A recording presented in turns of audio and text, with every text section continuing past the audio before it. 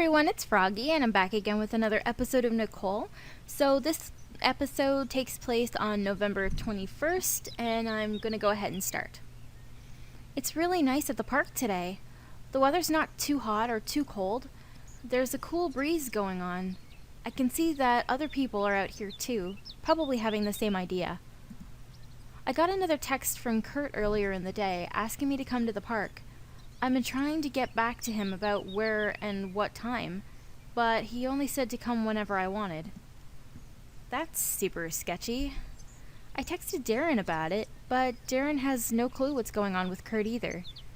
It's nice that the big guy's physical condition is getting better, but he doesn't seem to be all there mentally. It's like Kurt lost his Kurtness ever since his accident. His spirit is gone. Darren and I are getting worried. I guess there were some signs back when I saw Kurt last. He hasn't asked to study ever since, so I assumed that he was focusing on recovering. I guess that isn't the case. How does he expect me to find him out here in the park with no directions? I'm tempted to scream his name out loud and wait for a response, but I doubt the others around me would appreciate the disturbance. I guess there's no way around it. I'll have to wander around and hope I see him somewhere.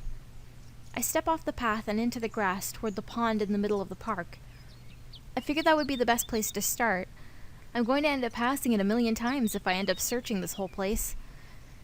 People are at the water's edge, ripping off bits of bread to throw to the ducks swimming atop the surface. Aw, it's cute. I'd throw some food of my own if I had any. My reflection looks back as I lean over the water's edge. I didn't think I'd look so tired.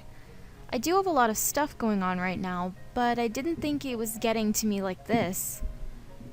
Kurt, where are you? I stand back from the water to survey the rest of the area, and to my surprise, I think I spot Kurt nearby. I walk closer. Yeah, that's him! He's standing with a crutch tucked under his right arm to keep the weight off of his ankle. But otherwise, he looks fine. Is he skipping rocks? Madry, there you are! I figure it's socially acceptable to yell now that I found him. Kurt stops mid-form to pivot in my direction. Lazily, he raises his free hand up, and I see a flat stone clenched in his fingers. Yo. I'm careful not to step on Kurt's other crutch lying on the grass. Sheesh. He shouldn't just fling them anywhere he wants. Well, first things first. What is up with you? First you tell me to meet you at the park, and then when I ask you for deets, you totally ignore me. Whoops. Whoops? Madry, you're lucky I even managed to find you in this place. Is there something wrong? The last time Kurt texted me to come see him, he was suffering from a case of nerves before a big game. Right now, he looks way worse than he did at that time. He turns his back on me to face the pond again. You know how to skip rocks? What? Did you even hear me? I asked if... Do you know how to skip rocks, Grave? Answer me. There's an almost desperate tone in Kurt's voice that I'd never heard in him before.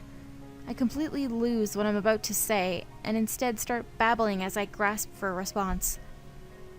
No, I never learned how to skip rocks. I never had much of a chance to do that back home. You want to learn? Kurt extends a stone in his hand toward me, and I meet his eyes. They're duller than I remembered. I stay quiet for a beat before stepping forward to grab the rock from him. Okay, so how do I do this? Kurt steps behind me and places a hand on my shoulder. You right-handed? Right. Cute. He angles me so my left side is closer to the water's edge. Now hunker down a little and spread your feet. I do as he says, wondering where he's going with all of this. Cool. Now you're gonna want to throw it like a frisbee. It's like flicking your wrist. Here, you mind? His hand slides down from my shoulder towards my hip. Hands. Relax. I'll be a good boy. Still, this is kind of weirdly intimate in a way. Once Kurt's hand is palming the side of my hip, he slowly puts me through the motion of circling them forward and back. Throw it like you're cracking a whip. Like this. And make sure it ain't too close to the bank, or it's not gonna skip. Don't throw it too far either, it'll just sink. Is skipping a stone really this hard? Try it for yourself. Just let it fly, Grave. I rear back, winding up, then release the rock from my hand. The stone does 2 sloppy skips against the water before it sinks embarrassingly into the water. Well, that sucked. Not bad for your first time. It's your form. It's all about how you throw it, not how hard you throw it. Try again. Kurt gestures at a small pile of similarly shaped stones at our feet. Was he just collecting these before I found him? I wonder how long it took him. Fine, watch. I'm gonna get it right this time. Determined, I bend over and grab another stone. I catch it in my hands a few times before winding back again. Just before I throw, I hear Kurt talk into my ear. Coach says I can't come to the football field anymore. Hearing that makes me overshoot my throw, and the rock sinks where it hits the water. That doesn't matter now. I snap my attention over to Kurt. What? He said he doesn't want me exerting myself. What the hell? It's not like I'm practicing with the team. All I'm doing is sitting on the bleachers. Oh, geez. I thought you meant you were banned forever. It sounds like it's just until your ankle's back to normal. That's still a big deal. I gotta at least see how the guys are doing. I need to make sure they're running the plays right. Relax. I'm sure they'll survive without you, Marjorie. But I don't want them to. Kurt slumps in place as he admits this. I was the star of that team. Guys look up to the main quarterback, you know? If they can get along just fine without me, then what good was I? I knew this was more serious than it seemed. So that's why Kurt basically went into hiding. Has this been bothering him all this time? Aw, come on, Marjorie. I didn't say they'd be better off without you. Don't take it like that. Kurt shakes his head stubbornly. No, you don't get it. Football is all I have. Fine, you're right. I don't get it. You keep saying that, but what the heck do you mean? There has to be more to your life than just football. For a moment, Kurt goes into a pensive silence. He then bends over, awkwardly balancing on his crutch to grab a stone from the collected pile. Will you hear me out, Grave? I want to tell you something. I nod nervously. Go on, I'm here. I've never felt good at anything. I mean, I'm not saying I had some sort of inferiority complex. I just didn't care. I got by fine in school, didn't have to worry about any other extracurriculars besides football, and my dad could easily set up so I could have some cushy job somewhere. What was the point of trying stuff when it didn't matter? I figured there was no point, but then I came to college, and I met people like you and Darren. Kurt throws the stone in his hand, and it practically skips to the middle of the pond. I see you two actually putting effort into things, and have all this success, and I go, well, I can do that too, so I try. Grunting, Kurt bends over to pick up another rock. He weighs it in his hand thoughtfully as his face falls. And I bomb. It made me realize that all this success I had was thanks to other people. I got started thinking that maybe I wasn't so good all on my own. But that was never the case with football. All of that success was all me. Football was honestly the only thing I ever worked my ass off for. And look at where it got me. I got accepted into a choice college, and it can only go up from here. That was the plan, at least. The rock splashes into the pond and sinks as Kurt tries to skip it. You see where I'm coming from?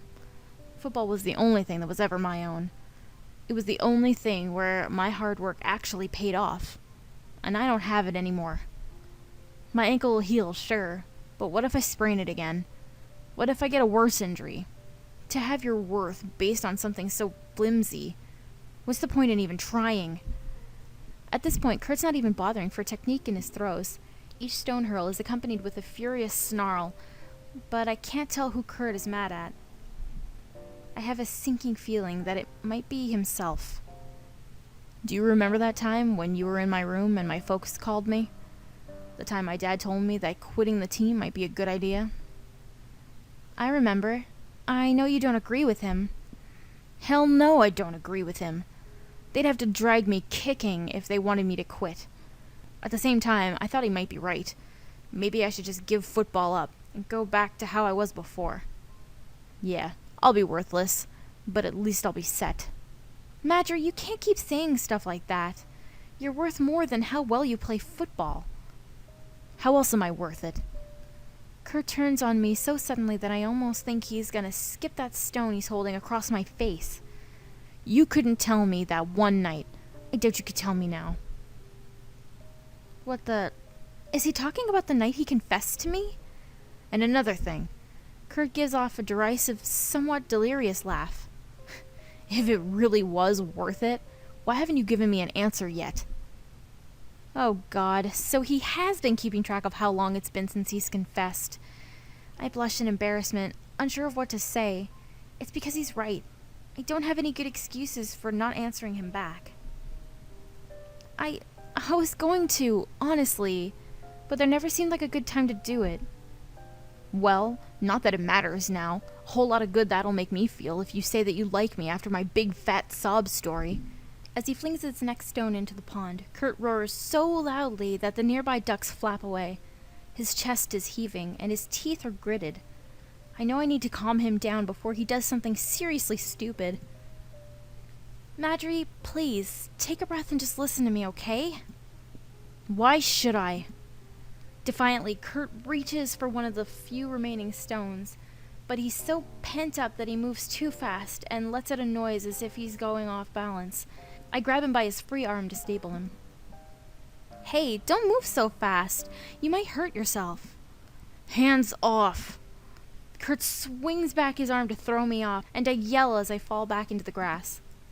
Oh no, he didn't.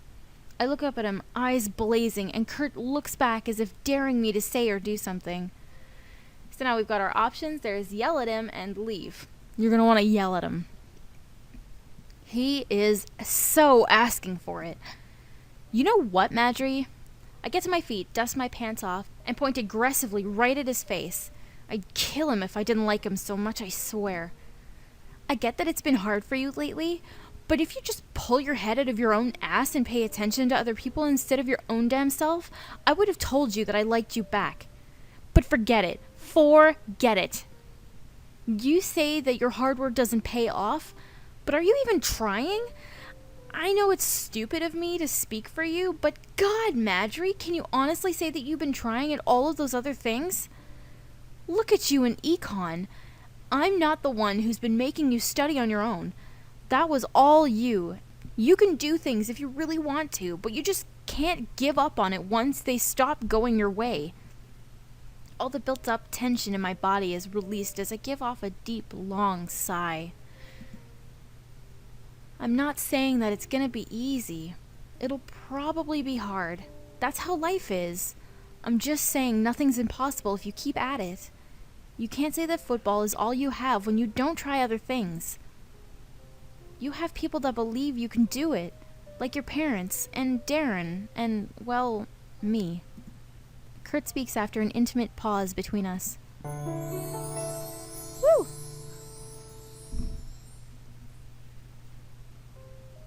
You're right. All this time, I've been ignoring the obvious, and I've been too caught up in myself to take a moment to think about everyone else. I'm sorry, Nicole. Really, I'm so sorry. I know, Madry. It's okay. But I have to go now. I take a few steps back to show him I'm serious. Huh? Nicole, wait. Nope. I turn around, clasp my hands behind my back, and tip my head coyly over my shoulder so I can get a good look at him. I've decided that I'm going to motivate you to try other things no matter what I have to do. And if I want to do that, I'm gonna need as much time as I can get. So yeah, I'll talk to you later, Madry. Look forward to it. Hold on, I'm still talking to you. I make a point of appearing impatient as I give Kurt the chance to say what it is he needs to say. Did you really mean it when you said you liked me? Oh, I did say that, huh? I giggle and shrug my shoulders. You'll have to find out next time. I'm not telling you my answer like this. Kurt only shakes his head, but I can see the corners of his lips quirk into a smile. You are seriously a scary girl, Grave. This time I'm the one winking as I make my leave. Oh, you have no idea. And maybe I don't have that much of an idea either, but I think this'll work. I ponder it more as I head back to my dorm. Yeah, it'll have to work. I wasn't lying when I said I'd motivate him. I'm going to do whatever it takes to motivate Kurt Madry. And I'm going to end this episode here for today. I hope you guys enjoyed it, and if you want to see more, just click the eye at the top, and don't forget to subscribe. Thank you guys for watching.